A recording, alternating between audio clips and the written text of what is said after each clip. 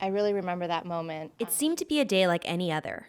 But then SDSU professor Nellie Tran felt a moment of fear she said she'll never forget. While driving through Poway, she saw two white men protesting, waving U.S. flags near a corner. I was in the car, and as I was approaching the stoplight, it turned red, and I would be the first car at the stoplight.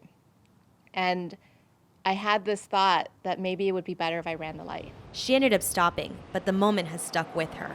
For the entire red light, I busied myself, looking at my phone and trying not to look over at them because I was afraid. And I almost felt lucky that nothing happened. Tran isn't alone in her fear. According to two recent reports from the National Urban League and Stop AAPI Hate, 75% of Asian Americans feel the U.S. is more dangerous because they are Asian, a fear largely driven by the spike in the number of anti-Asian American hate crimes. Ann Saw of the Asian American Psychological Association is a lead researcher on both these studies.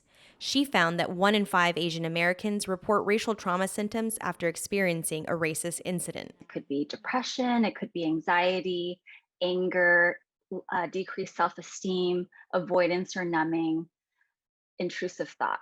In response to the rise in acts of racism, San Diego County has set up reporting hotlines, introduced a yellow whistle campaign to help people feel safe, and encourage people to report incidents.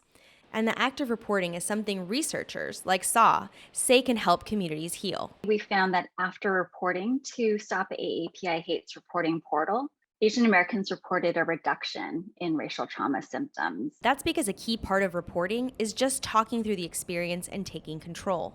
Another way is seeking therapy, which according to the National Urban League study is a need that's not being met, with more than 6 out of 10 Asian Americans not having access to mental health resources.